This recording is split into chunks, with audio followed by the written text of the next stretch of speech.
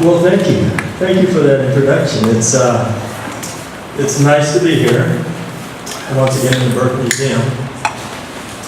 My name is Workman, Ken Workman of the Duwamish tribe. Thank you. In Lashutsi, that would be Yayushtab Stizda. I am Workman. Ata Duwaz Yeshicha of the Duwamish tribe. Akwaye, ko Siap Siapcha. That guy. That last part was great-great-grandson of Chief Seattle. I am. It's an honor to be standing here before you today on this occasion where so much work has to get done. So much work for Kalkalahage. This is the word that we use in our Lashutsi language that identifies this blackfish. Hebachaladu is blackfish. And so I would say, Askodida Chitasiyaya Kotaguibashira Fatea Jokes to Seattle. Thanking my friends for their journeys on these crowded streets of Seattle to this big house we have here today. And want to welcome you to this place that the Duwamish people have been inhabiting since the Ice Age, so it's about 16,000 years or so. On these hills, on that river, the only river in Seattle, the Duwamish. This is Du means inside, and Mish is people. So we are the people of the inside. The Duwamish River, the Black River, Lake Washington. We had a village over on Lake Sammamish. But it's also important that we say thank you for all the work that's being done in as many ways as we can. And so these words that we use, this Lashutsi language, this native language that we were not allowed to speak for so very long is beginning to come back. And so what I would like to do is say thank you to our Tlingit friends from Alaska. And so the word that they use is Kunochish. And so when they hear that word here in Seattle, they know this is a good place. That the people here recognize who they are. 300 miles south of them, we run into the Haida, who use Hawa for that same word. The Tsimshian, they're 100 miles east of the Haida, they use Deutschland. On the west coast of Vancouver Island, the Nuu-chah-nulth use Plato. On the U.S.-Canadian border, the Lummi and the Saanich use Haisla. Our friends to the north of us right here, the Tulalip, use Tig. Right here, on this land, the Suquamish, the Duwamish, the Snoqualmie, the Muckleshoot, the Puyallup, we use Qui. So when I say Esquidi, I am in the state of thanking you. And our friends on the Columbia River, the Chinook, they use Haida. And so in all of these ways we say thank you. We thank you for the work that's being done here today.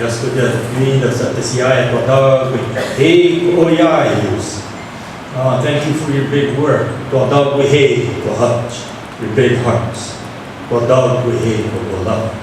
Your great strength. And as my grandfather stood just a few miles west of us on the shores of Alki, and he said, just 167 years ago, he said to these strangers, come here to this land. Bring your canoe ashore onto this land. You are welcome here. And he said, Gui. And this word, it means welcome. This means welcome a person. But when we go Gui Gui, it means welcome a whole canoe of people. But when we say Gui Gui Hidak, this means everybody is welcome. And so we as Duwamish continue to do that today, just as my grandfather did a century and a half ago. We say, Gwigwi Hidak the Siyayam Di Shiro, we have thought the Duwamish. Gwigwi Hidak. Gwigwi Hidak. And with that, I would like to introduce Mr. Jesse Nightwalker, inherit headsman of the Peluche tribe. Jesse, would you like to say a few words?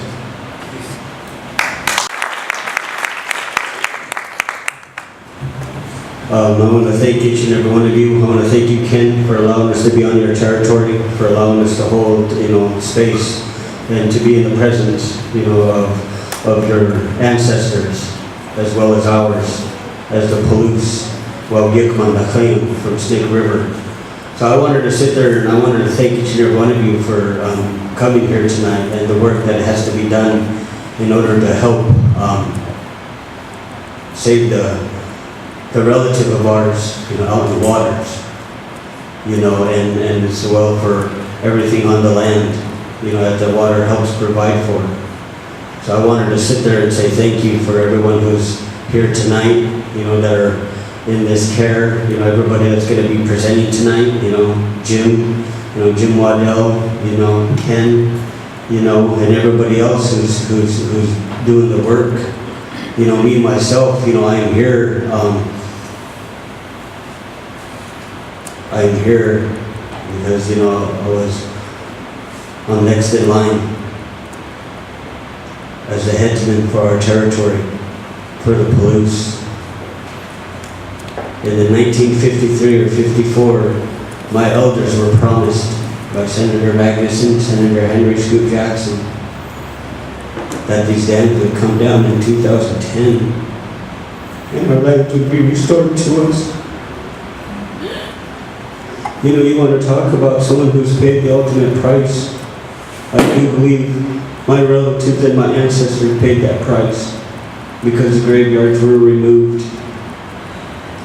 My family was removed as one of the last Aboriginal villages along the Snake River in order to put these dams up. My land was taken. My elders were forced off of the land. My mother was only a child. My mother was only a child when removed. This has a really, this was, when I say this, the late 50s, a lot of people say this is not that long ago, because it wasn't. When that handshake agreement was kept, it should have been kept, because like I stated at that meeting, if the dams came down in 2010, do you really think that we'd be here worrying? No. We would at least have an 8-year expansion to see what happened. The restoration, of everything. So I wanted to say thank you each and every one of you. Thank you, Ken. Thank you, everyone that's here. Thank you to all of our relatives on and off the land, the ones who are suffering. I want to say thank you for all of the knowledge that's going into this and to what's already there, as to what you're going to be hearing tonight from the few of the other speakers. The evidence is already there. So I want to thank each and every one of you for being here. I want to thank Aaron Tam for being a part of this also. He went to our dinner this last May. The second Saturday in May of every year, ever since my grandmother was removed off of the lands, we hold a dinner there on Snake River. So every year since 60, 61, 62, 63, all the way up. And we just had our dinner in May this last year again. We lost my grandmother in 2000. And we continue on with that going there every year. So I wanted to say thank you though. I wanted to say thank you for everything, with what you've come here and everything that we can accomplish together. Thank you. So I want to say thank you. My hands go up to each and every one of you that's taken the time out of your lives. So I want to say thank you, all my relations. Thank you. Good evening and welcome. Let's get right to work. I would like to briefly thank Dr. Jeff Bradley and the Burke Museum for allowing us to hold this event at this cornerstone of Pacific Northwest history and culture. The Burke Museum of Natural History and Culture was founded in 1885. It is the oldest public museum in Washington State and was designated the State Museum in 1899. Its administration resides with the University of Washington College of Arts and Science. The Burke recognizes that the museum sits on the ancestral land of the native peoples of Washington State. The Burke holds a deep respect for indigenous knowledge and is dedicated to collaborating with diverse native populations, sharing collections and learning together. The Burke is a research and collections-based museum that serves many audiences and communities, including Washington State residents, tourists and visitors to Seattle, educators and students, Indigenous Pacific communities, and researchers, scholars, and enthusiasts. The 16 million objects, and counting, in the Burke collections are used in many ways, including research and education. My name is London Fletcher. I'm president and founder of the Blue Advocates Group and a training research assistant at the Orca Research Trust in New Zealand. It is a special privilege for me to be introducing tonight's Master of Ceremonies. Since it is 5 years ago that a tiny, toothless wisp of a girl stood up and asked him if there's any way to figure out what killer whales are saying when they vocalize. Unknown to him, his answer would change the course of that little girl and her family's life forever. His words would inspire her to devote her life to the protection of killer whales and inspire her to pursue a career in acoustics.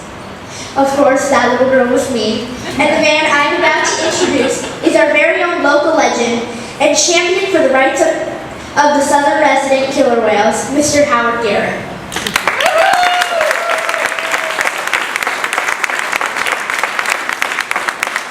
Howard has been the main driving force behind the efforts to free Toketee, the captive killer whale and elk pond member. The captive killer whale and elk pond member, or Lolita, as she's also known, to the millions who fight for her freedom.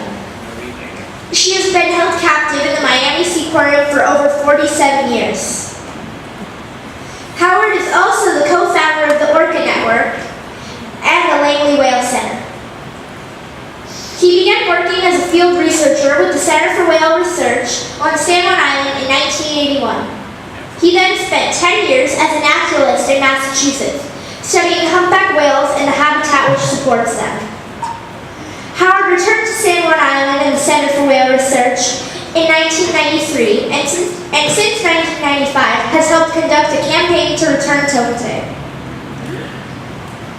In 2001, him and his wife Susan, Berta, founded Orca Network, based near Bush Point, Whidbey Island, which today has close to 250,000 followers.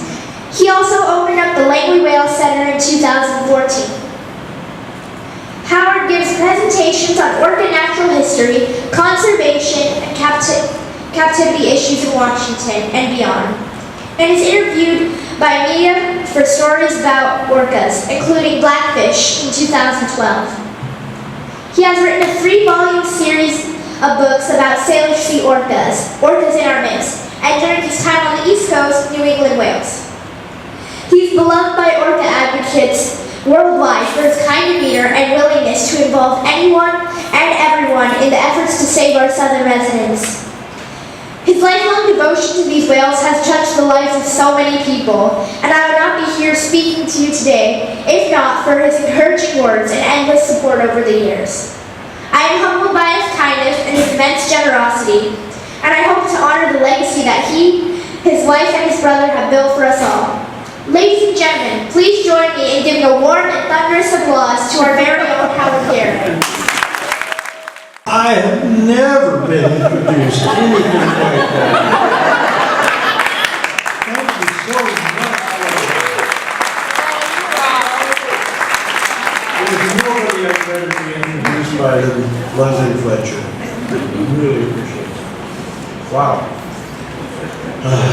How do I follow that?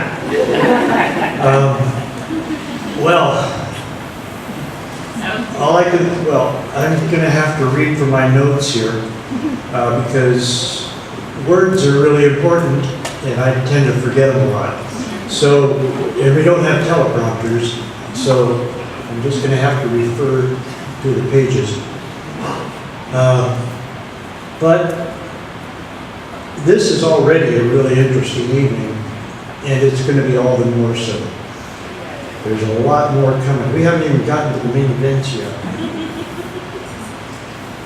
We'll try to lay out some verifiable and scientific facts, because the one thing I cherish about this group is that we do the research.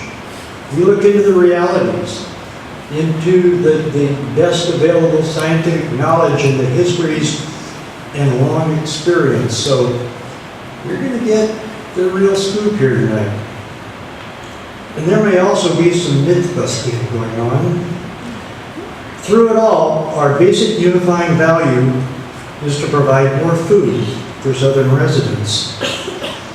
What actions can we take to give these hungry orcas the most possible Chinook in the least possible time, in the most politically feasible way?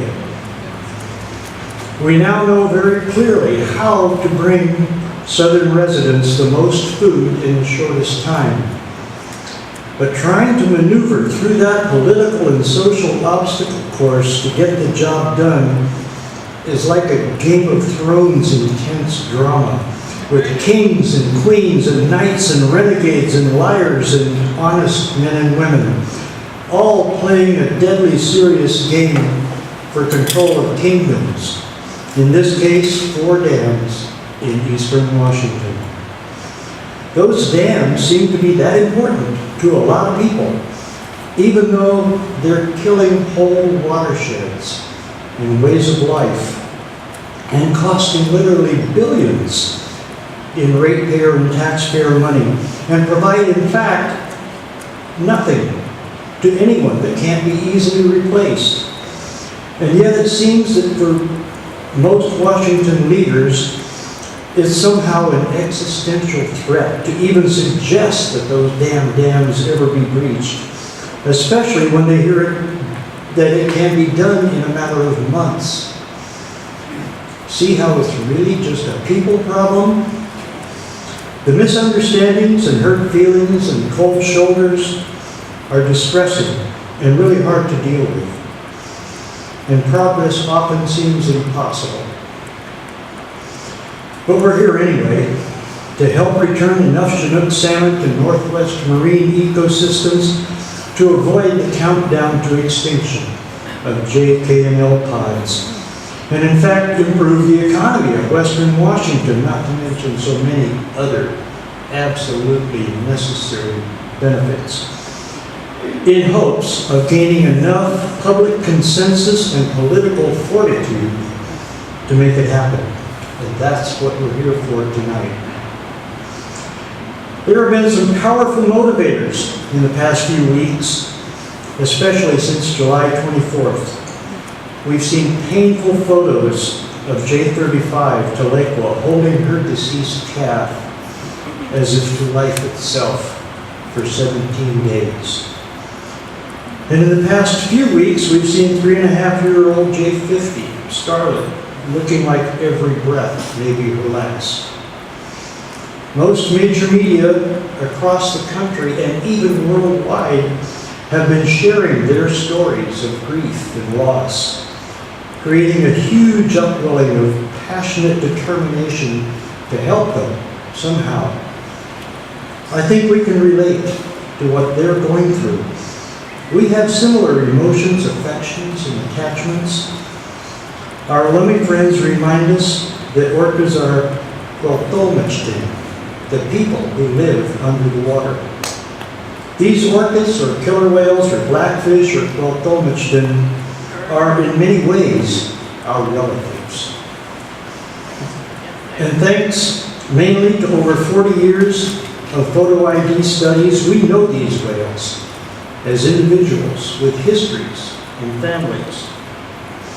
Just a few years ago, news of incoming residents brought smiles to our hearts.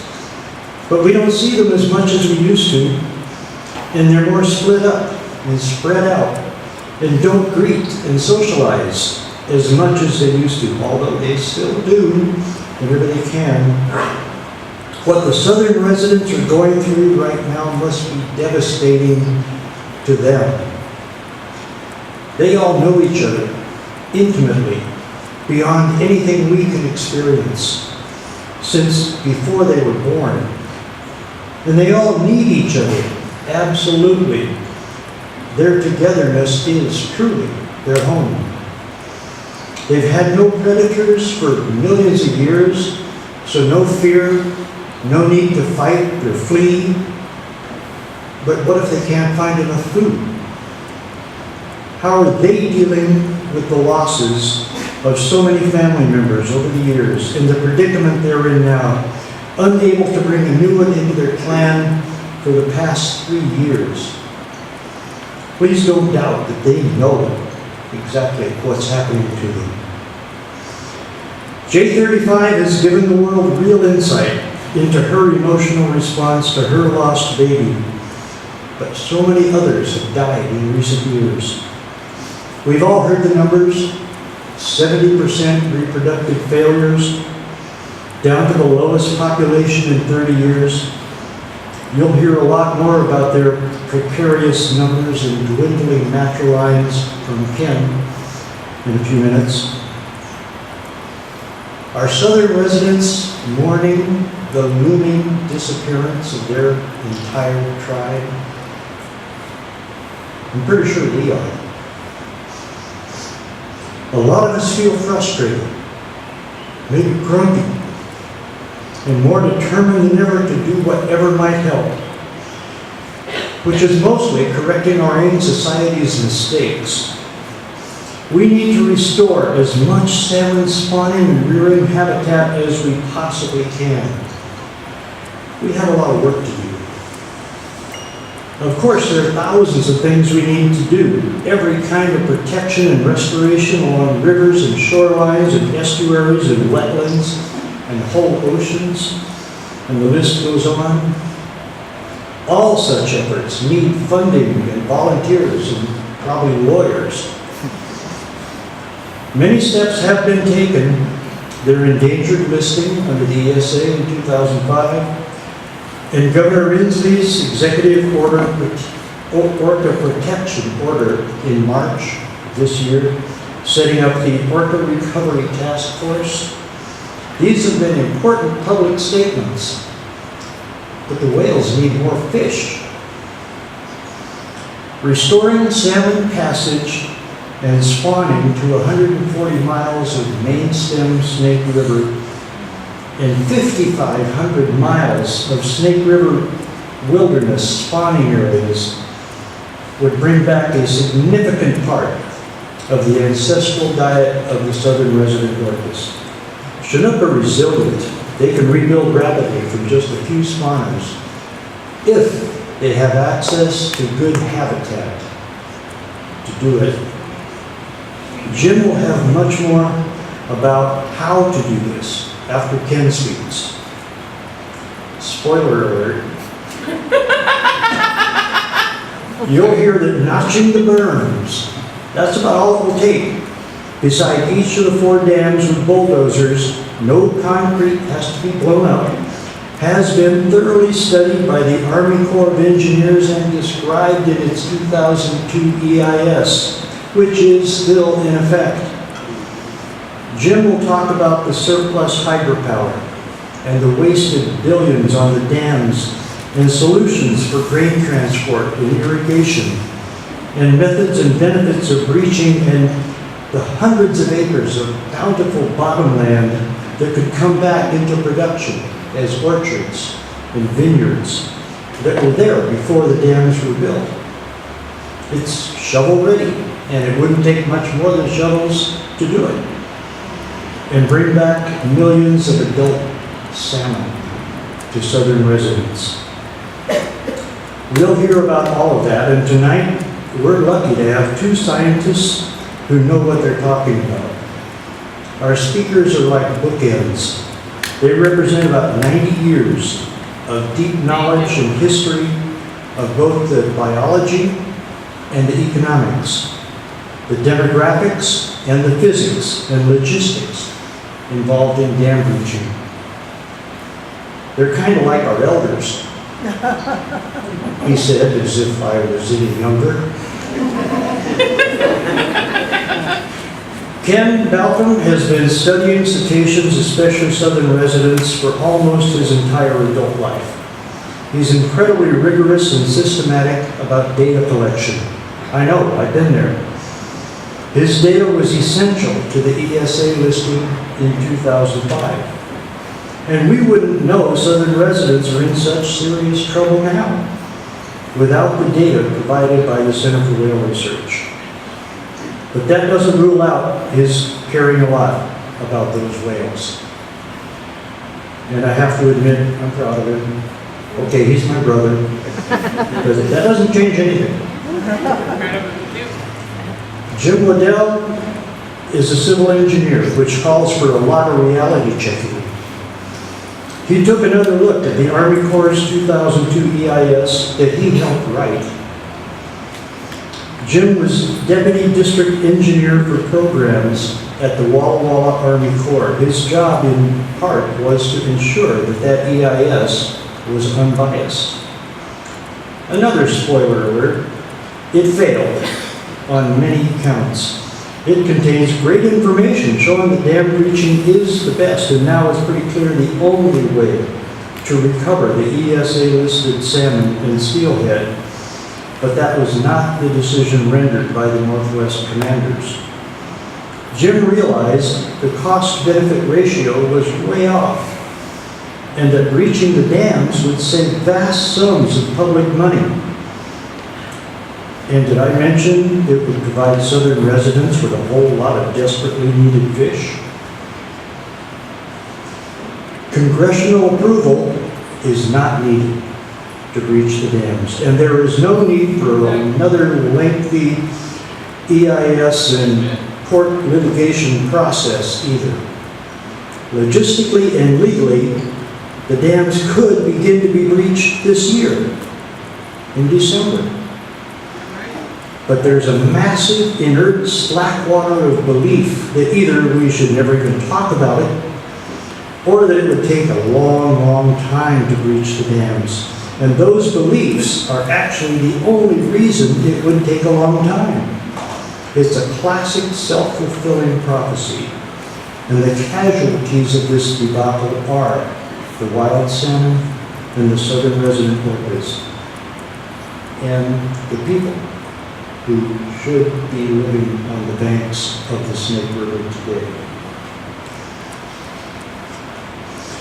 We're all subject to 50-plus years of pro-dam disinformation, originally to get the dams built in the first place, promising a booming shipping metropolis in Lewiston and electrifying and irrigating the barren plains, while replacing the wild fish with mass-produced hatchery fish. It's still being churned out to this day, far and wide, by pro-dam lobbies and politicians to and by elected leaders and agency officials and chambers of commerce and port authorities and academics and journalists and farm groups and even environmentalists, etc., etc., to keep the dams right where they are. But JK and LPOD can't wait to find food much longer. So we have to correct the record and free the snake. Fortunately, a lot of people seem to be hearing the real facts just lately, and they're starting to demand that the dams be breached sooner rather than later. Motivated most recently by J35's tour of grief and J50's sad spectacle, phone calling and letter writing campaigns, especially since early August, have flooded Governor Inslee's office, among others, pleading with them to act now to urge the Army Corps to breach the dams. And in late August, Governor Inslee issued a recommendation to the Orca Task Force to consider breaching, which was discussed in breakout sessions. At the Anacortes Task Force meeting, where they asked the questions that are answered in the letter to the task force you'll find on the tables, just so you'll know what to look for. So we're kind of a truth squad. And by default, a fact-finding committee to bring you the realities of breaching to the attention of the task force and the public. And this tonight is our report to you. That's what we're doing tonight. So after the talks, we hope to have a good productive Q&A and discussion, and all in the interest of reality checking. First up is Ken Dalton, founder and chief scientist at the Center for Whale Research and director of Orca Survey. I want to thank all of you for attending tonight. I know this is a subject very dear to us, and I guess that bringing out a little activism spirit in all of us. Yeah. We have to do something. We do. Let's see if I can change the picture here. So, okay, we'll play this, and there should be some sound coming out at some point. We don't want to blare everybody away, but besides shooting still pictures for 42 years, I'm also a video. I just love to take or be involved in taking movies or now videos. This is in the first year that we studied. That was L10 diving under the bow of our boat. I was amazed that after decades of captures, that these whales, they adopted us.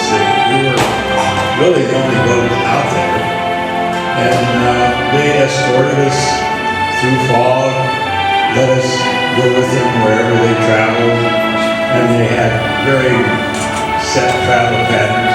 This is my son when he was very young. He's now 54. I can't believe it actually, but that's apparently true. And this is before it was against the law to be near whales without a permit. But in this case, we're watching some whales that are approaching and happen to have a real fun zoom lens. This is in the 80s. And then we pan up to the porch, and here we had Earthwatch teams that helped us. Shanna here was one of Yes. our Earthwatch members. One of my best experiences in my life. Well, we had 10 teams a year of 10 people that would come and help us take pictures. This was black and white photo identification. We had to process film every night. The next day, identify the pictures, who's there. And then in winter months, we'd have Mike Big visit, and we would confirm the IDs of all the whales that he and I had seen in the course of the season, which usually ran from May to September. The whales were in the area of the San Juans almost every day.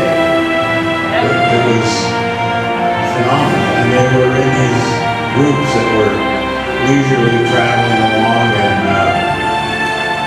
they were catching fish. Fish were so abundant, that's a nice word, that they didn't really work very hard. It just seemed like they were like, when I was a kid, I was a sheepdog. I was herding sheep with a friend who had a dog, actually, and I learned that sheep are afraid of dogs, but they're not afraid of people. And they move when the dog wants them to move. The fish move when the whales want them to move. And then they eat some on the fringes as they go by. Well, anyway, this was a magic time of life. I never thought that I would be still doing this. It was supposed to be a 6-month study. But, I pushed the wrong button, maybe. Yeah, I got to point it the other way. Oops. Back one. Okay, well, Holly mentioned this is J35, Taliqua pushing her dead baby. When we saw her doing that the first day, it was things we'd seen before. When we saw it the second day, well, we'd seen that before too. But then the third day, and the fourth day, and the fifth day, and on to 17 days, it was just unprecedented.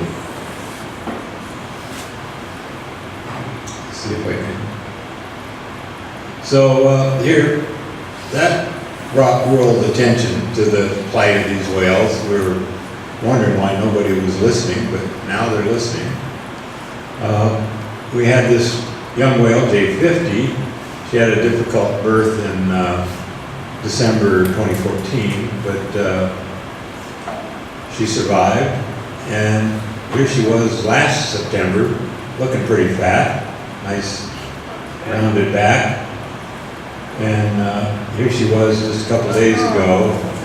We see this condition we call peanut head. We've never seen a whale recover when they're this seriously emaciated.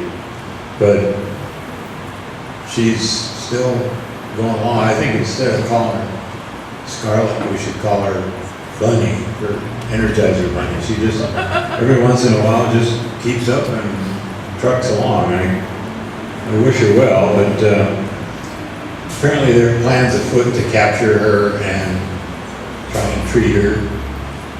She's with her mom and sister. She's feeding herself and they're feeding her. With any salmon around, she might be able to be rehabilitated by her family. Just as we were beginning this talk tonight, I got a call that they were asking me if I would participate in the capture operations, and I didn't say hell no. There's no way.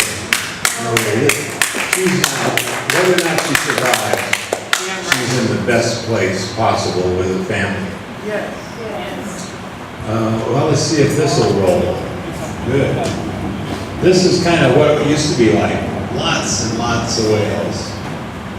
It was just amazing. And then this is kind of what a drone look at these whales might offer, where you could know every individual whale, look at their social patterns, see who's feeding who's playing with who, maybe even who's mating with who. I don't know if all that's basically been deciphered after the fact with this remarkable molecular genetic work. But now we know the father of every whale in our southern resident population. But, this is kind of a nice line abreast, foraging for fish, herding fish, in kind of a relaxed pattern. This is the way I recall it. It's just amazing. It's all very coordinated. They know what they're doing, and they're working together. And they're also socializing together. These are probably matrilineal groups. Again, it would be nice to identify every whale in there and see what the association patterns are. But those are just interesting science things. What we already know is they need to eat. They need food. And that's why we're here. I don't know if this will continue rolling on, but I want to get some of the credits here at the end. I guess people don't mind watching whales, so we just watch a little bit.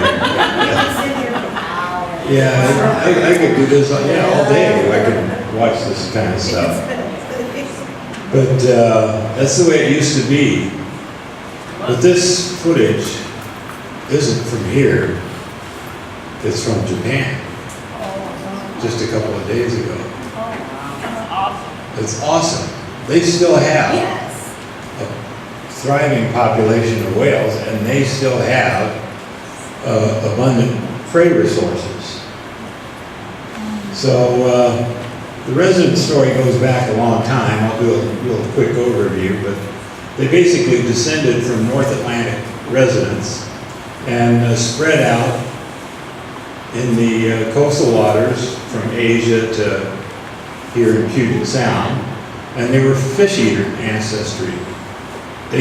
All of them eat fish, and ours happen to be specialists in the Chinook salmon, northern residents also, and Alaska residents.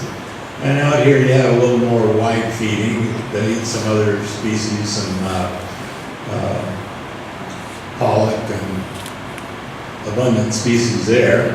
And apparently the Japanese killer whales are eating pollock, which is an abundant prey resource, and they're doing quite well. I think it would be interesting to do a comparative study, look at the demographics of that population versus this. But what happened was our resident whales, this is looking at the Pleistocene, the ice ages, and when they came over from the North Atlantic, the only way they could get here was swim by water. And a lot of time, the Bering Strait was closed with land. And that's when humans came over, 15,000, 16,000 years ago. And when it was land, and only recently we now have water, but the whales came over 120,000 years ago, the resident ecotype, and the transient ecotype came over 340,000 years ago.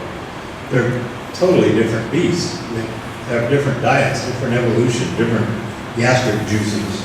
There's no way that they can, that our resident whales can change diets starting with seals. And, you know, we shouldn't be impolite to people that suggest that, but straighten them out. So, okay, as we know, the population when we began was about 70 or 71. And as of July 1 each year, we report this to the government. It got almost to 100 by 1995, and then began a dramatic decrease. And now we're down to 75 as of this past July. We'll come to this slide later, but most of the decrease has been in LPOD. And as pointed out, we know every whale that was born and every whale that has died. The red bars indicate the numbers of whales in a given year that died or were born, and the blue bars. You know, all this is very, there's no doubt about any of that information. And we know that when we put the mortality bars over what the fish abundance is, that basically we've color-coded all the river systems that produce salmon and the number of salmon harvested and escaped in each system. This was British Columbia in the early years, and this is current. This is Columbia River in the early years, and this is current. We know it takes about 4 million adult Chinook salmon in the ecosystem for these whales to maintain a lifestyle that doesn't have big mortality bars. And we know that when we have lots of fish, we have not only better survival, but we have more fecundity, more whales are born. So the answer to the question here is what number of fish are we going to allow the whales to have? Humans are catching these fish. The fish are trying to get to the rivers to spawn. But fisheries management has to allow, first and foremost, these whales sufficient food to survive. So Jane Cogan, one of our neighbors, is a real data-oriented person and also graphically. She's looked at every river system. Each of these dots is a Chinook River somewhere from Queen Charlotte's down to California. And she has the data for each one of these rivers, the catches, escapement, the basic. The government may have similar data because actually most of this came from the government, but she's compiled it in a way that allows us to see. But north of us, we've got Canada and DFO. They should take care of those fish. South of us, California should take care of those fish. But this part is our responsibility. Yeah. We live here with these whales in this ecosystem. Yes. And it's up to us to provide enough food for them. That's right. So we'll do a few more specific here. I mentioned LPOD was taking the biggest population declines after this glory year. I was hoping we were going to hit 100, but we never quite did. But when we had this steep decline, I went to the God Squad and told them we had the problem here and we ought to do something about it. And then in 2005, it took a little while, but 2005, the Endangered Species Act was signed into law. And yeah, you would think at that point, that's 20 years ago, you'd think at that point we would start taking serious, what do these whales need? And it was obvious to us all from the beginning that they need food. But they're up against a big industry, number of big industries. Well, anyway, so we went back to the family scrolls and looked at LPOD. If we look at these, the red boxes here are sexually mature females. The pink boxes are young females that, you know, when they're 15 years old, or 12 to 15, they'll start having babies, we hope. And the blue boxes are mature males, and the pale blue ones are the young guys. But we'll notice that all these little boxes here are what we call tombstones. If we look at this area here, there is no possibility of reproduction in this. You know, it's all boys and a female that's reaching her senescence. There's no possibility, obviously, in here.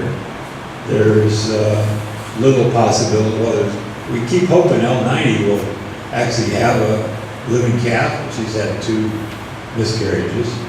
Anyway, that's what's happening in LPOD. And the LPOD is our coastal pod. They're the ones that are feeding on the Snake River fish more than the J-pod. K-pod, this one is going nowhere, basically. We've got 1 reproductive female that's producing calves and 1 young female that may grow up. And hopefully we'll hope for her to have a calf, but that's going to be 8 or 10 years from now. And then J-pod was formerly doing the best. And then, of course, now we've seen their recent crash with the crash in the Fraser River salmon. So it's not only the population, it's whether or not they want to be here. This is May to September. All the days, the blues are when the J's are here, the K's are when the red is K's and green is L's. And they were in the area 118 days out of 180. A good part of the time. In the fall, September, they were almost every day in 2015. Here's what it was last year. Very little here. There were only 43 total days that any of them ran, and only 3 times that we had most of them come in. That was really a bad year, and this year is no better. So, yes, the Snake River, here it is. This is the habitat where we can find more fish than all the rest of the rivers combined if we restore that system.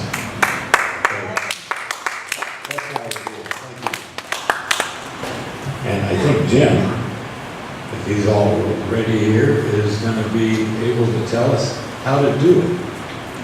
Thank you. Jim Waddell. I'm Jim Waddell, and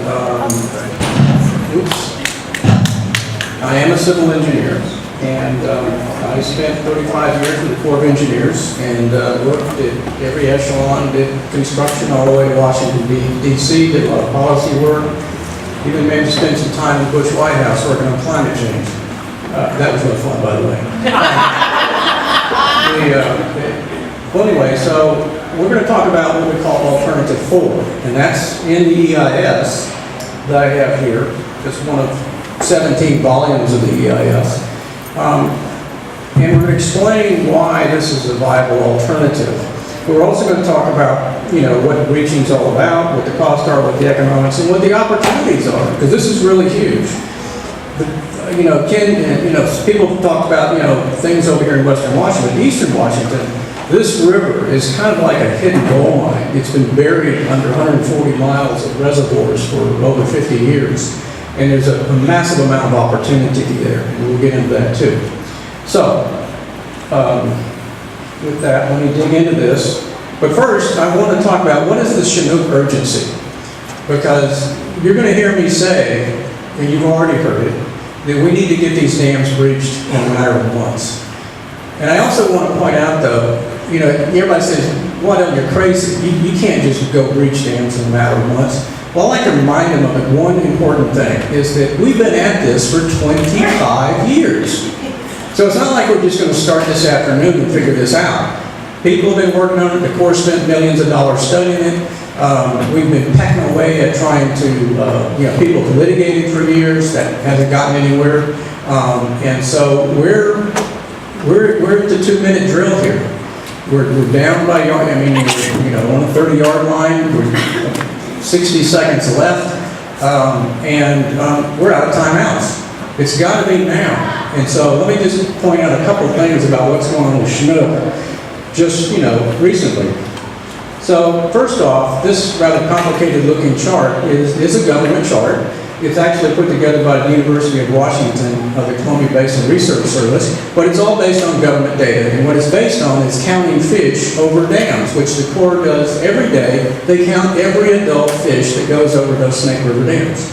So they know the numbers.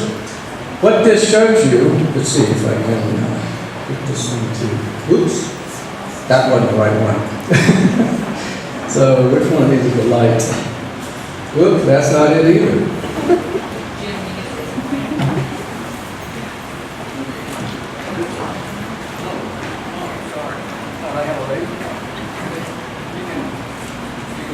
You know, being an engineer, I really hate all this stuff. Give me some concrete, steel, I know what to do with it. But. Okay, so what this chart shows is smolt to adult returns. And what that means is, when a little smolt is born up in a natal stream or in a hatchery, and it goes down Snake River, and goes down Columbia River, and then goes down the ocean, and gets eaten by stuff, and orcas and fishermen get them, and then they come back, and you know, and so this is how many of those fish made it all the way back to their hatchery or to their natal stream. And so historically, you would need, we know that these SARs are in the 4 to 7 range, okay? And we also, the government, you know, the folks that set the goals and standards about what we ought to be trying to do with recovery said, well, we really have to have somewhere in the 3 to 6 range to get recovery and maintain it. But what's been happening is that over the last 18 years, and this pattern has gone on for years before this, but they just don't put all that data on this chart, is that we have been averaging, well, the last 10 years, just barely over 1, and you can see that a lot of this time, we're well below 1. And if it wasn't for that one anomaly in 2008, it looked horrible. But the bottom line is if you're below 2, you're not recovering, okay? If you're below 1, you're headed toward what I call, what a lot of biologists call functional extinction. And that means while you might not be legally extinct, though at least salmon are tough, you can't kill every damn one of them, but you'll get to the point where there's nothing to fish, there's nothing for orcas, there's really nothing for anybody but a few token fish. And you can see that what's been particularly troublesome is this last 5 years. And this is a combination of genes that are getting diluted, and so the gene pool is getting reduced. But you can see that we're in real trouble here. And because we're not just below 1, we're hovering above 0. So that's one of the metrics, smolt to adult ratios. Another more obvious one is just total abundance or count. And I love that word, abundance. You know, no one uses that a lot. State agencies use it a lot. It's all about abundance. And you know, you can only have 3 fish and they'll still use. Our abundance is 3 fish. I guess that's better than 1, but you know, why do you call it abundance? I mean, you know, these runs we're talking about are 3% of historic. And if you count just the wild fish, it's less than 0.5% of wild fish are left. This is what we call abundance. So anyway, this shows over Lower Granite, which was that metric before. This is, you know, Lower Granite is the uppermost of the Snake River dams. And so when they get across Lower Granite, they get into Idaho, where that habitat that Ken talked about is out there. And this is high elevation habitat. That means that with climate change, it's still going to be cool waters where these fish can survive and spawn. But as you can see from this, for the last 3 years, we've got a lot of red numbers in here. And these are all declines, and it's really tanking in terms of abundance. And so this year, it's no better. Some things are worse. The fall Chinook, you know, I love the fishery agencies, and I tell them this stuff, they say, but Jim, the fall Chinook are the surprise, they're doing so well, and all this kind of stuff. And we wrote a paper 3 years ago, and we showed that fall Chinook were going to collapse in 3 or 4 years. And NOAA Fisheries, you know, we gave them this report, briefed it, and they just basically ignored it and told us we were crazy, we didn't know what we were talking about. Well, there it is. Fall Chinook are collapsing. And you know, fall Chinook weren't really the primary source of orca food, but now they are. Those orcas that are out there now trying to eat fall Chinook. They used to, you know, normally they're concentrating on spring and some summer, but now they're having to find whatever they can, including these fall Chinook. So this is the real picture. Now, one of my colleagues, Tyson, here, showed me something the other day, if I can find it. I lost it. Hang on, I had a piece of paper here. Maybe I did lose it. Anyway, I'll tell you what it was. You guys have probably seen this. NOAA put out an orca fact sheet on August 31st. And on the second page of that fact sheet, they had a graph of abundance of spring, summer Chinook. And in that, and it was interesting because the report was a graph from the Idaho Department of Fish and Game. And you go, well, wait a minute, NOAA's got all these numbers. What's going on? They should have, these numbers are actual counts. And so what was interesting about this, they used this graphic to show that Chinook are doing fine. Orcas are going to be okay. The Chinook is fine. And yet this graphic only went up to 2016. And then most remarkable about it, it was overestimating the numbers were incorrect by 50,000 Chinook in 2016. That's a huge error. And as I talked to a colleague of mine in the Corps of Engineers about this last night, what he was pointing out is it looks like that chart, which is probably 6 years old, was actually modeled predictions back in 2014. But this is what NOAA is putting into a fact sheet a week ago and telling us we don't have a problem. I think we got a problem, folks. So much for their abundance. Well, here's the other cool thing about NOAA. In spite of saying, you know, oh, everything's fine with Chinook, NOAA also put out a report, 2017, and you'll love this. It's called the Spring Summer Chinook Recovery Plan. And it sounds great. It's going to list all these things that the states and the feds are doing to recover, you know, habitat and everything else in the world, working on dams. And you get down to page 219, and you find this incredible statement that says, in spite of all the actions in this report, none of them will get us to recovery. Nothing in this report will get us to recovery.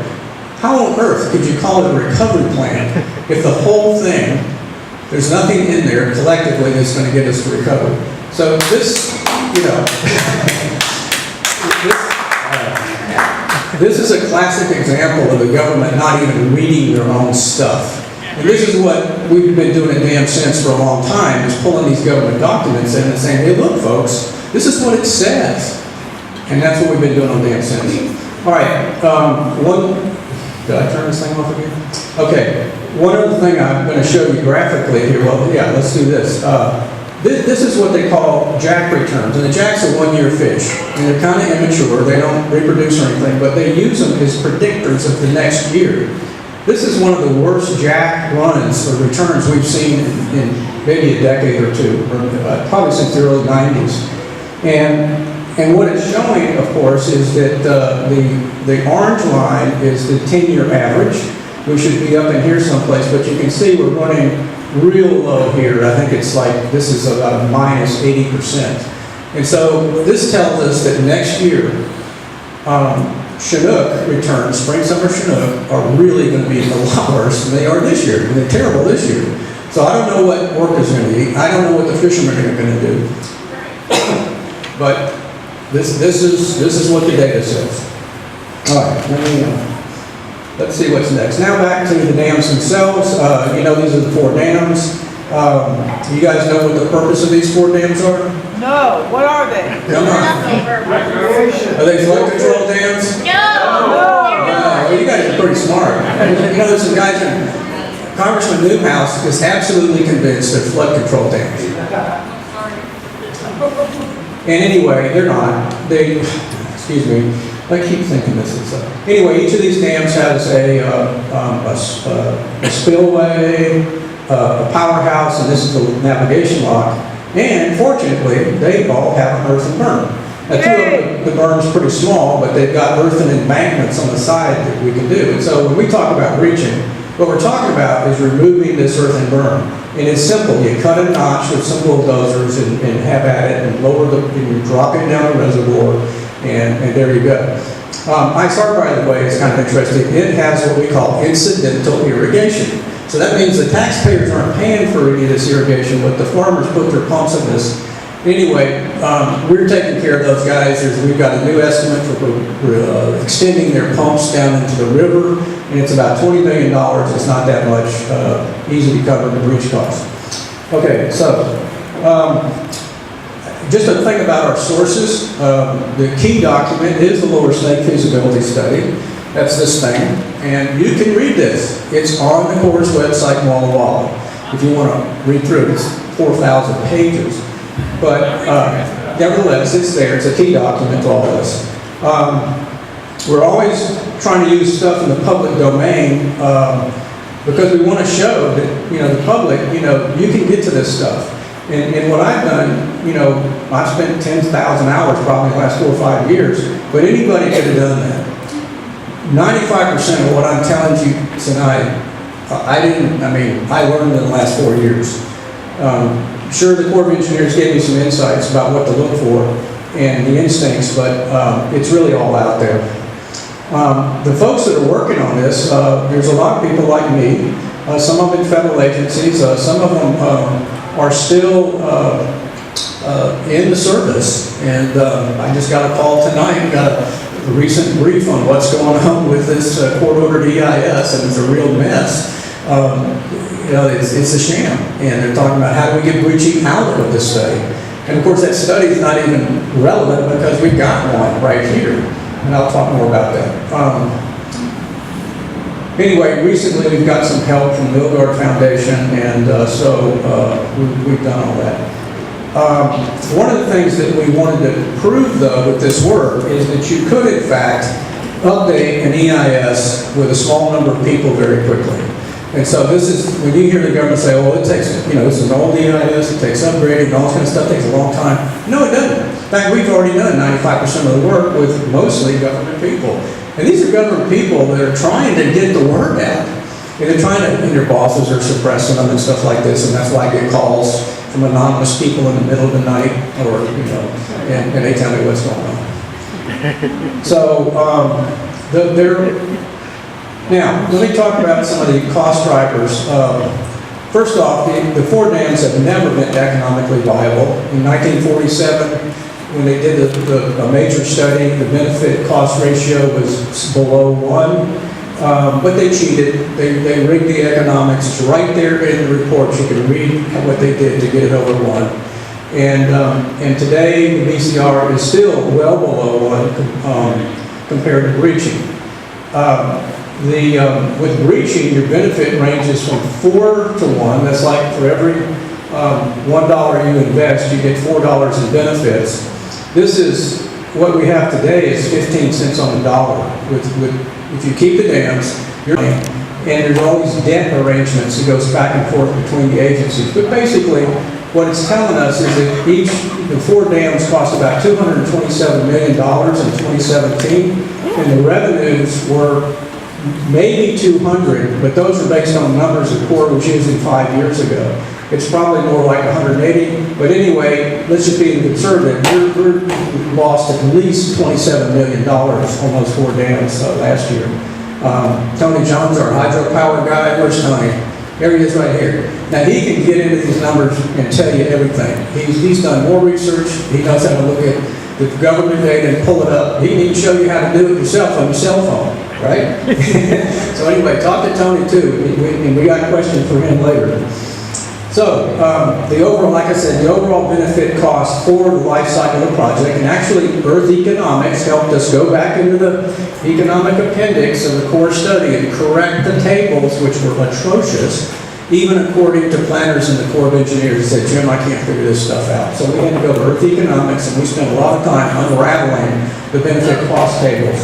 And basically, after correcting some errors we found, the rule is Earth Economics had to stick to the government planning guidance. They couldn't make up their own economic accounting rules. They had to do it the way the government said do it. And what we get, 15 cents on the dollar. Now, little fun here. Let's see, you guys know who this is? Yes. Yeah, Elliot Meinzer, yeah, we got a name up there. But anyway, he's head of the Bonneville Power Administration, okay? And in March, he was testifying before the Power Planning Council, which is the people that your governors have put in place to make sure that we're not getting screwed on our power rates and the dams aren't killing our salmon. So, can you play this? Yeah, let's listen to what he had to say. You can use it sound. I think it's important. Maybe we should start that over. It's only 30 seconds. To be really frank, if there's an axis of sort of nonchalance to panic, I think it's important that we don't get into a panic mode. I'm not in a panic mode, but I'm in a very, very significant sense of urgency mode, and I do think that the risks facing Bonneville are real. And I feel that even though we've got 10 years left in our long-term contracts until 2028, that the time for action, and I think real action, is now. Okay. So there's the CEO of one of the biggest utility companies in the United States, basically telling us he's this close to panic. Now, if you own stock in that company, you need to be shooting that guy who's selling your stock. I don't know which, but anyway, this just makes this sort of incredible, is that I'm not making this stuff up. This guy, he's saying it. Bonneville is broke, but nobody knows it. That might be the most important thing anybody said in the last 20 years in the Pacific Northwest, and it went virtually unreported. Anybody hear that before tonight? Unless you saw it in one of our documents, or one person. Wow, congratulations. Are you with Bonneville Power Administration? Okay. All right, so here's the problem, and this is a chart out of Bonneville Power's strategic plan they came out with in March, and he's briefing it to the Power Planning Council, is that this green line, and I know it's a little hard to see, but we wanted to use their chart so we don't get accused of making anything up, is the green line shows Bonneville's cost and what they sell hydropower to us to do these lights up here. And you can see that we're at about $37 a megawatt hour these now. And of course you can see that it's been going up pretty steadily. And that's, you're paying these rate increases. What's killing them though is that if you went to the open market, this is the prices going down here. And so there's a $12 difference or so right now. And so Bonneville is really if you're in a business and this is your competitor and this is you, it's bad news, really bad news. And so how do you turn that around? Bonneville has got to do some serious cost cutting. Well, I'll get to what that means in a second. This red mark up here is basically what we think, roughly speaking, it costs to produce a megawatt of power on the lower Snake dams. Okay, so you can see that it's way above what even Bonneville is getting.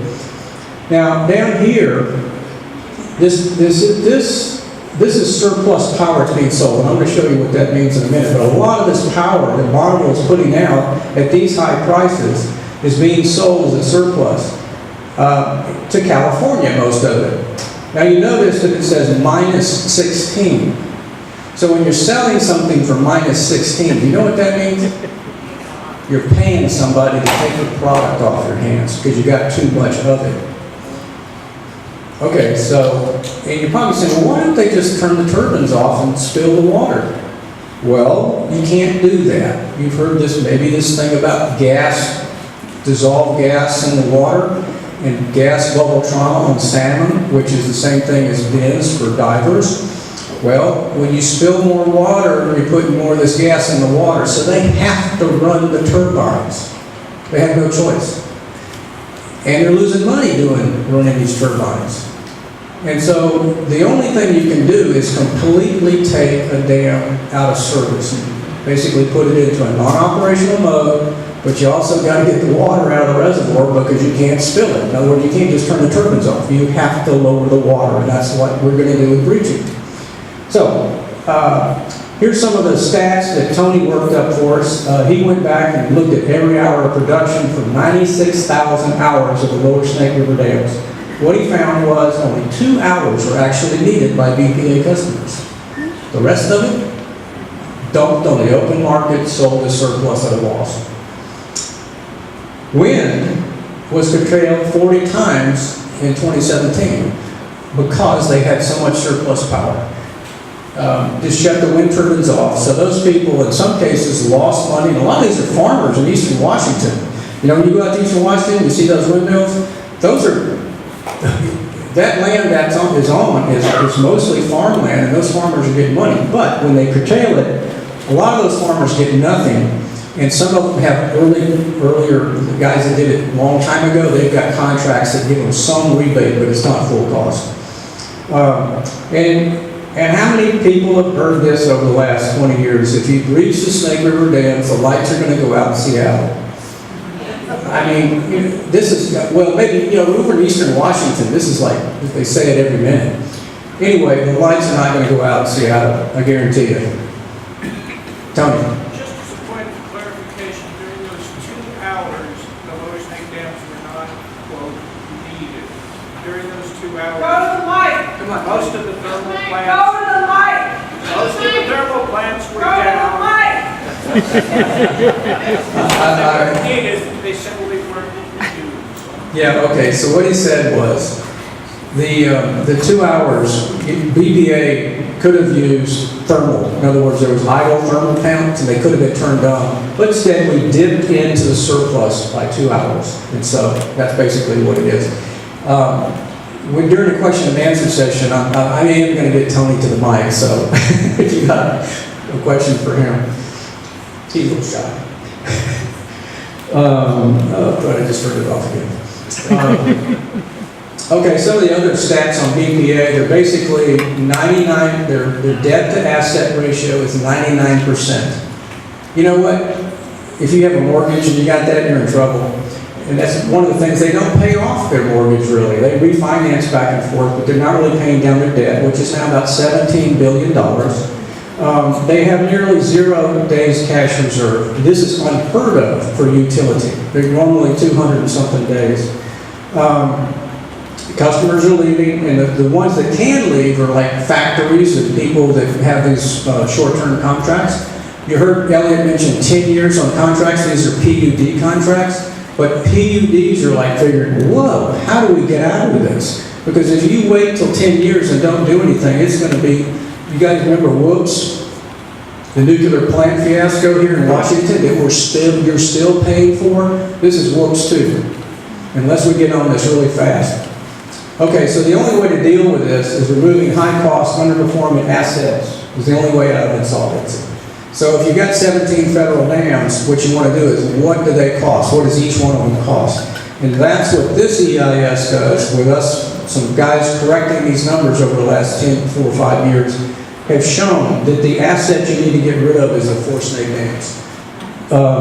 It'll probably take more than that to make them solvent, but that's a huge first step. Okay, the opportunity. Each of these Snake River dams and the reservoir, this is people that, you hear almost 98% survival of the dams. Well, that's the high number. The average is about 95%. The low is 90, and at times it's far lower than that. But the reservoirs also kill a lot of smolts. And that's because of hot water, this dissolved gas trauma stuff that I've been talking about. And most importantly, predators, invasive fish like smallmouth bass and walleyes and pike minnows and stuff like that. And so they're killing about 10% of the juvenile salmon passing through.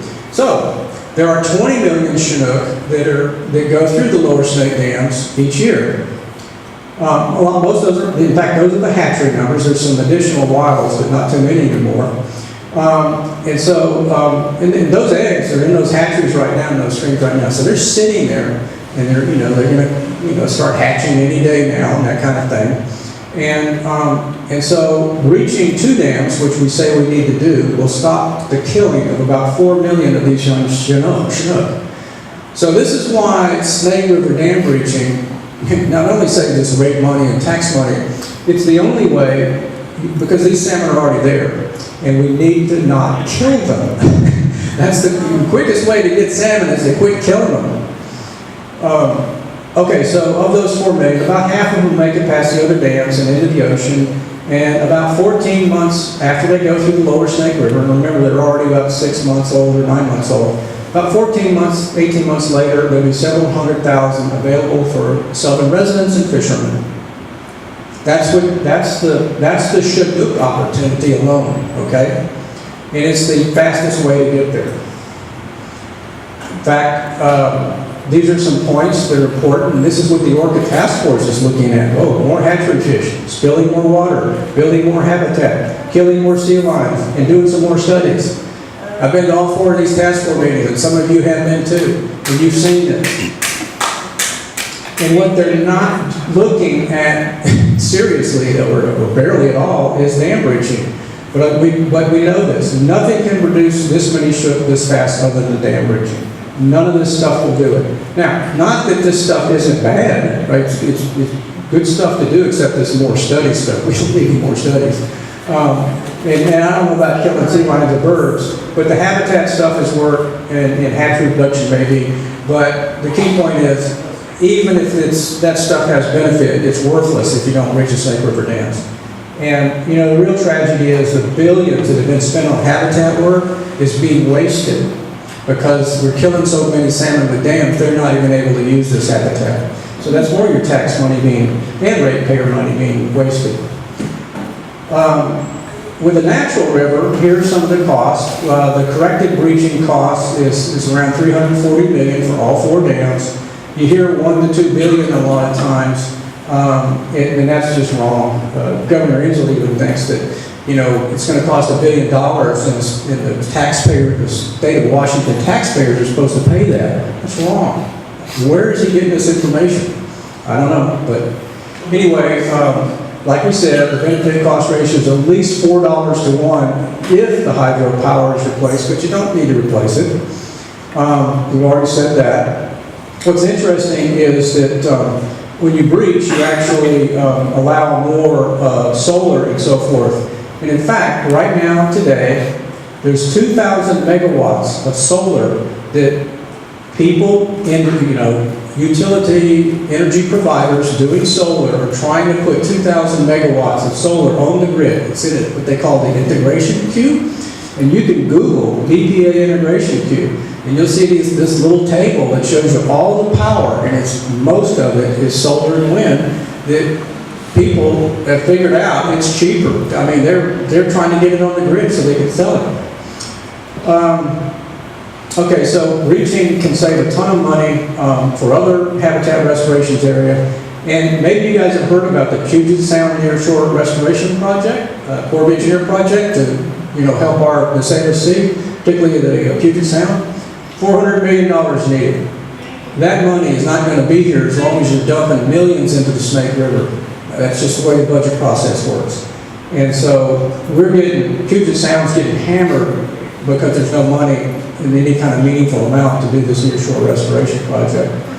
Over in eastern Washington, you get 3,000 to 4,000 more jobs along the river, the 6 counties along the river, Lewiston, Idaho.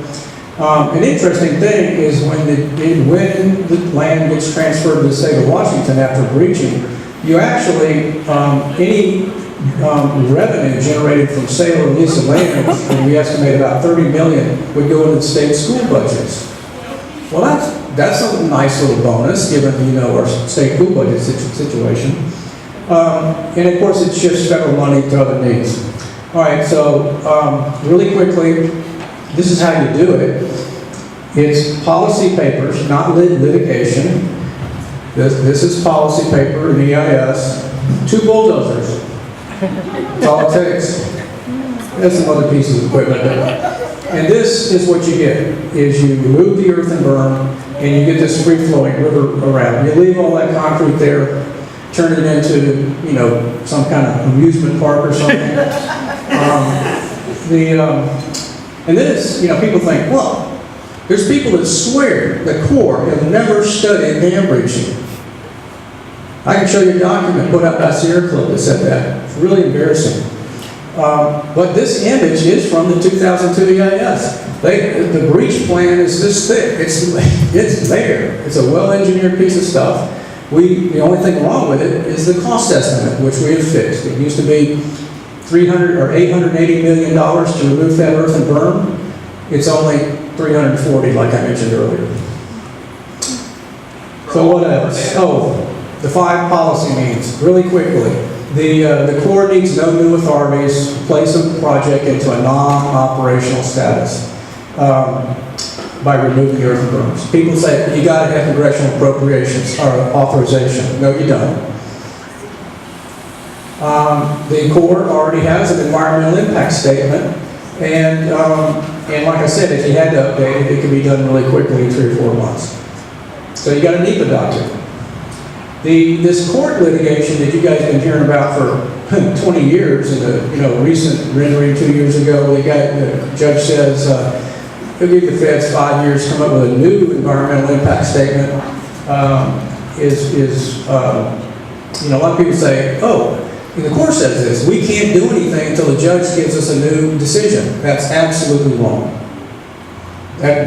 Waiting on the courts while you're wasting tax money, killing salmon, and affecting orcas, which are all against the law, basically, you don't get a get out of jail free card just because you're going to be in court in 3 more years on a piece of paper. Doesn't work that way. But they'll tell you that that's the way it works.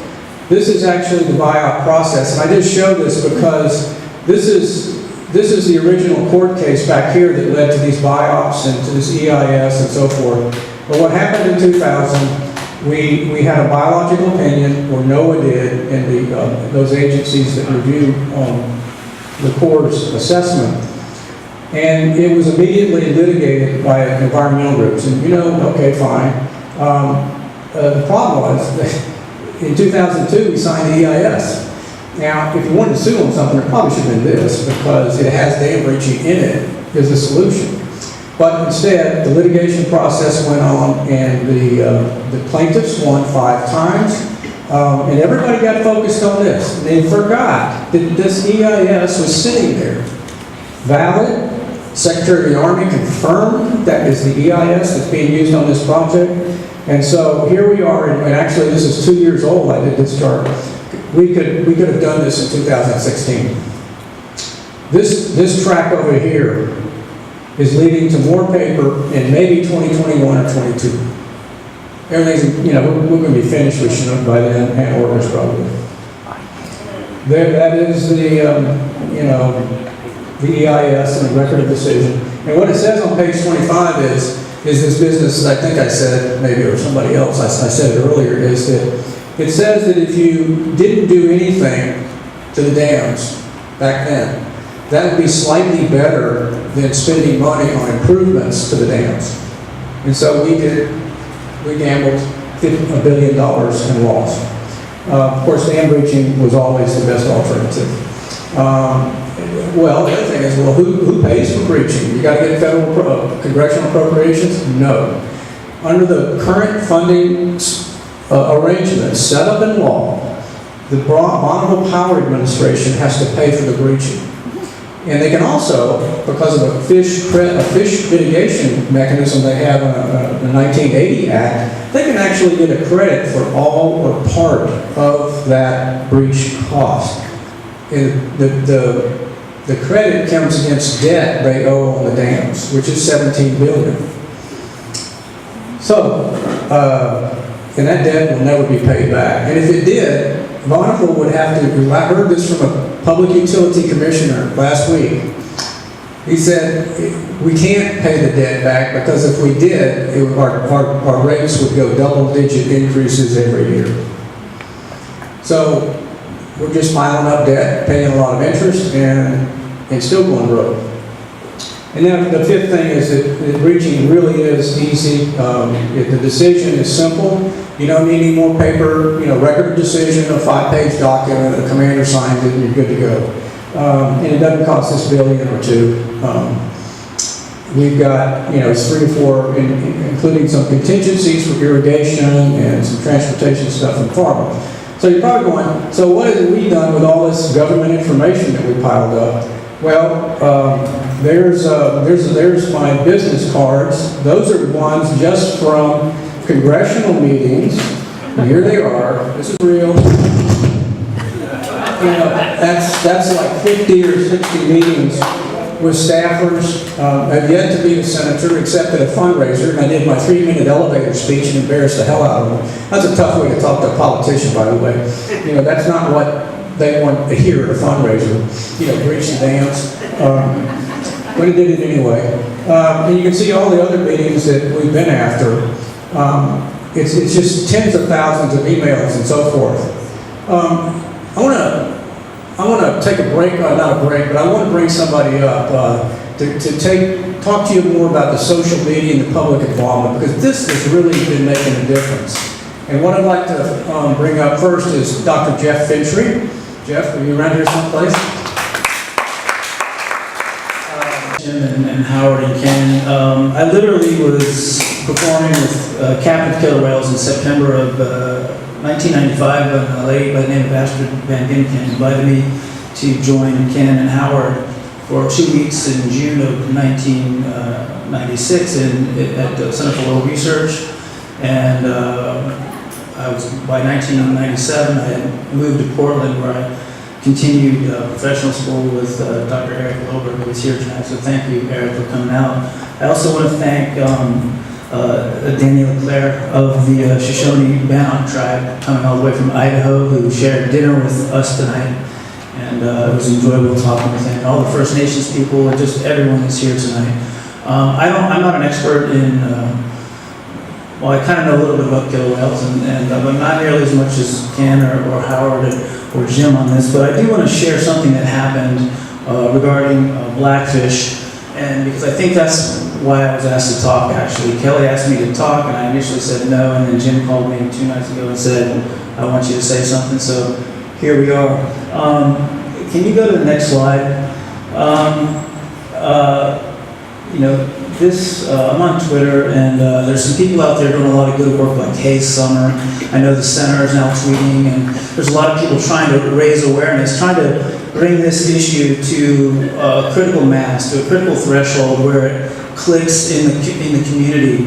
We're looking for the blackfish moment, so to speak, for the salmon issue, because Kelly, can you advance that slide, because I'm actually using it to prime myself. I was going to ask you guys a few questions. I know most of the people in here. Who's from Washington in here? Any Oregonians in here? What about Idaho? First Nations in here? Yeah. Who in here understands the salmon life cycle? I mean, I think we all do, right? Good.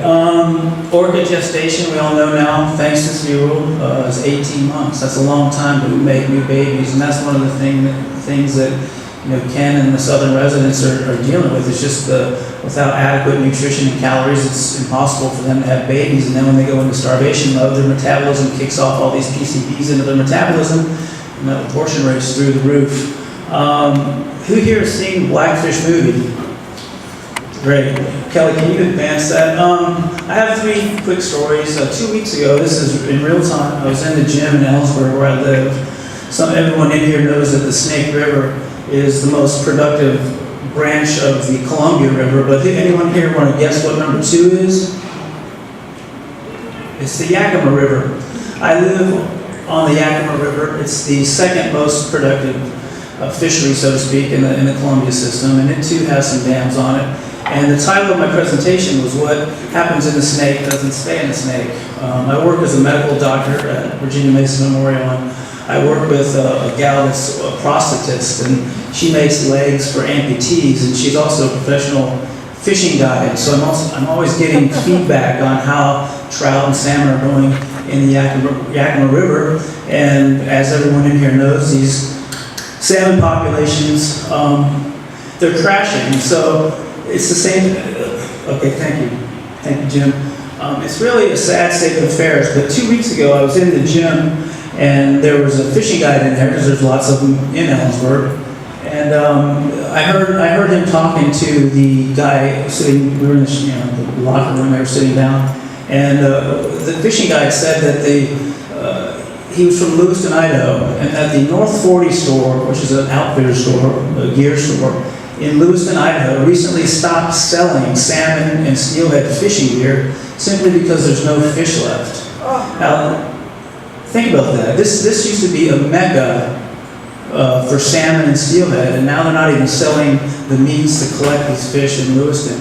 Another thing that I noticed recently, I bought a grain silo 1 week ago, and I had to drive to Lewiston to go pick it up. So I got to drive to pick up this 26-foot budget rental truck in Yakima, and I went through Tri-Cities and all the way up the river to Lewiston, and I noticed there's levees in Lewiston, and that got my attention because I did my medical residency training in New Orleans, which has obvious levees because it's a few feet below sea level, and I'm thinking to myself, why in the hell are there levees in a city that's 745 feet above sea level? And that's because we've got these 4 deadbeat dams on the Snake River that are trying to push barges uphill. And that's why these are run-of-the-river dams, because you have to keep the water level at the very top of these dams to get the barges the ability to get to Lewiston. And the fact that Lewiston has these levees is just beyond belief to me. 2 days ago at work, I had a nurse come up to me and she said, Dr. Ventry, I just watched Blackfish. And many of you know, Howard is a big part of Blackfish, and Ken's in the movie as well. So the 3 of us were all a part of this when Gabriella came to San Juan Island to interview us and to take pictures of wild killer whales. She came up to me and she said, I had no idea of the issues associated with captivity. She felt guilty that she had taken her daughter to SeaWorld in California. And I said, yeah, one of the best things about Blackfish is that it pulled the curtain back on what really happens in captivity.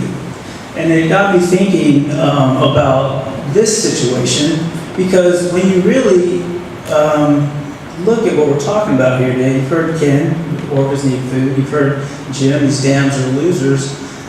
Pardon my French, this is a fucking no-brainer. You know what I mean? This is a fucking no-brainer.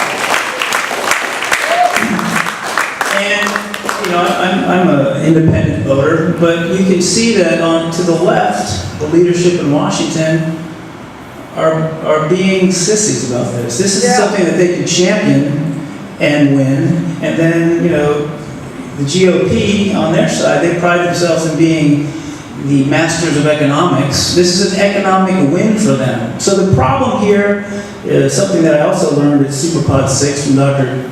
Katie Comer, who was studying the Blackfish effect and how this has crossed over into the salmon effect. And the reason why I'm talking right now is that this is all about rhetoric and getting the right story out. And that's what we're here doing tonight. So thank you all for being here. Kelly, can you advance that? Because here's our story. I'm just repeating some slides that I copied from the Damn Stupid website. This issue, if we take down these dams, they save money, they save orcas, and they save salmon. What more could you want? This is what the media needs to know. Kelly, can you advance that slide? So last week, or whatever the date is on this tweet, everyone read this, it was the Tri-City Herald. This is the headline in Pasco, this is the headline of their newspaper. 100,000 jobs depend on these 4 dams. This is a bogus bullshit talking point that is just repeated that has no basis in reality. So I called the paper and I asked to speak to the editor, and she was uncomfortable, so she passed me on to the reporter that wrote it, and I said, where are these numbers coming from? And she didn't have an answer. She just said, well, just a quote from the GOP politician that gave it to me. And so what we're seeing is here, there's absolutely no fact-checking going on. Howard used the term Truth Squad. He's used that before when we were talking about, back in the ex-trainers for Blackfish, we're kind of like the Truth Squad, the SeaWorld with bullshit. And then when Gabriella put her movie together, it was airtight. We didn't get sued because we were telling the truth. So we have the truth on our side, and I think we all need to start calling out the reporters and the journalists that are spreading this bullshit. Kelly, let's see what else we got here. My sister is great on Twitter. She's like, there's people chiming in. We're just trying to correct the record and set the story. Let's go for you. So here's Howard and Ken and Jim and I. This is when Polaris died back in October of 2016. We're on Pier 66, I think it was, in Seattle. And we were trying to bring this forward. And one thing that Jim asked me to point out to people is that we've done our due diligence. We're bringing this story forward, and it's time for the system to work. And this meeting is important because we're all cross-pollinating tonight. We're talking with tribal members. We're talking with, there's media here, there's film crews here. We're all, sharing facts. And that's what needs to be inserted into this rhetoric for this thing to have its flash Blackfish moment. So thank you once again for coming here. Let's see what else I got here, Kelly. This is a lady that wrote a book, and this was on like NPR, I think, a few months ago, and are you able to play this MP3 file? It's really powerful, and everyone knows that killer whales are the largest member of Delphinidae, right, or the dolphin family. So she's talking about bottlenose dolphins, but please listen to this.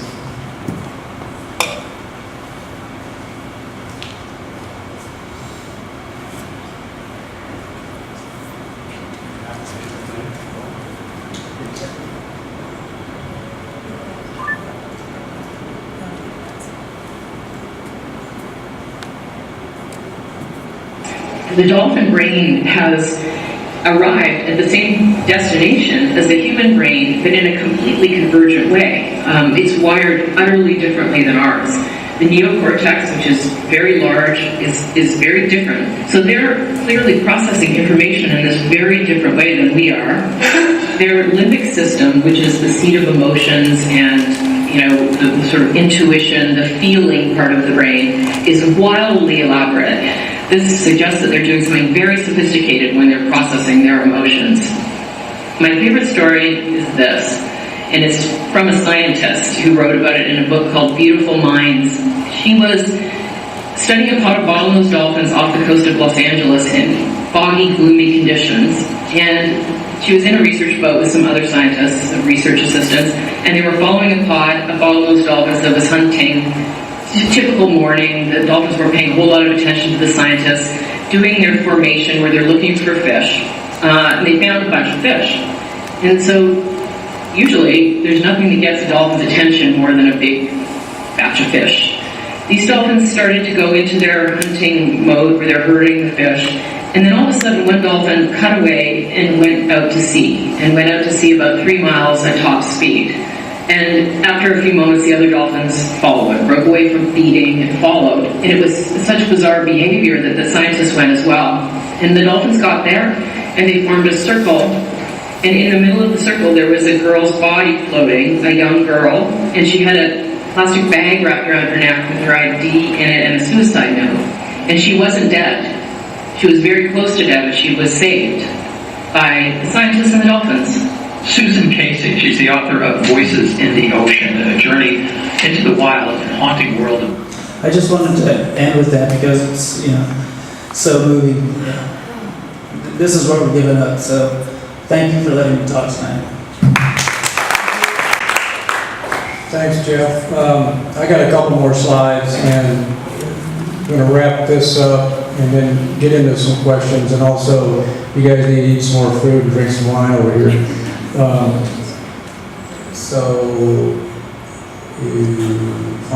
I just want to cover a little bit about public participation. I mentioned Dam Sense is basically a website that we started a few years ago. It's not an organization, but in the last couple of years, it's actually turned into a movement. I mean, people think we're some sort of big environmental NGO. We're not. We're a handful of people, and we're really doing everything we can to possibly get the word out here with the truth that Jeff's talking about. But also the work of things have really ignited, lit a fire under a lot of the information that we've been putting out there.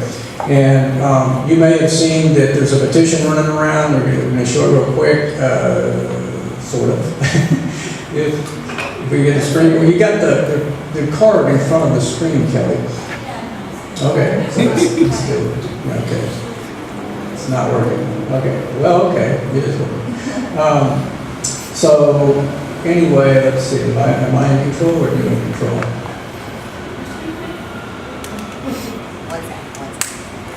Technical difficulties.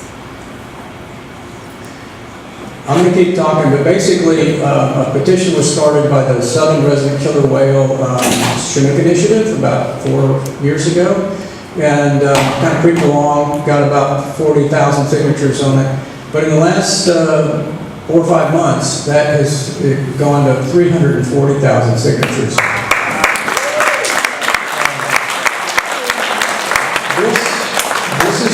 This is getting the attention of the politicians. However, petitions alone won't do it. You've got to get in their face, and that's kind of the challenge right now. A handful of us can't affect all these politicians. So we need people to, got to step up, call their elected official, ask for a meeting, whatever it takes.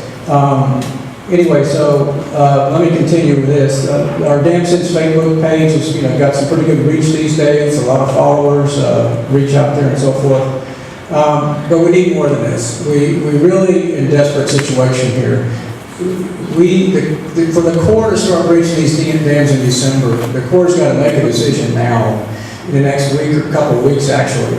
Now we know that if we can't get 2 dams started, we can get 1 dam, that gives us another month, but that only saves half the salmon we're talking about. So it's really important to do something now. We're trying everything we can.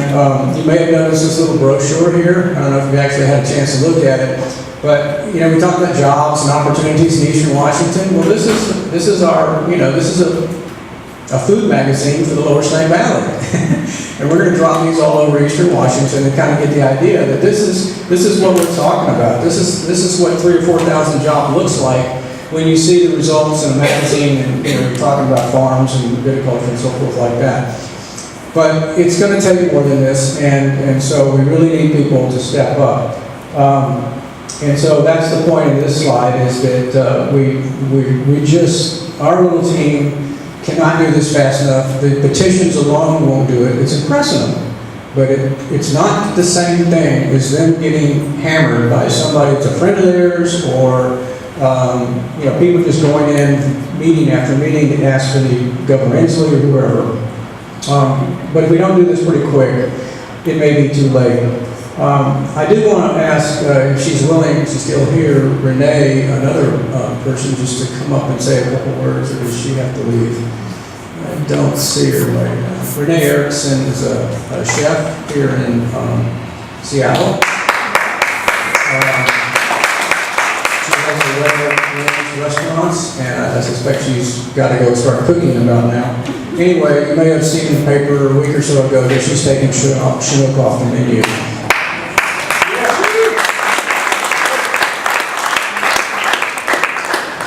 So I'm going to end with one thing. Do we have the video of Let the River Run Free up there? One more little, you might like this. I asked for, you know, we get so many volunteers to do something, and so hopefully we've got a volunteer, no, not hopefully, a volunteer musician wrote us a song about the Snake River. Maybe some of you have heard this, but anyway, if we can pull it up, we'll do that. And then we're going to open up questions. And I think during the question, if you want to get something to eat or get a drink, just go ahead and get that, because I know you've been sitting there a long time. And so we don't want to let the rigor mortis set in. So I don't know, is this going to come up, or are you ready for questions now?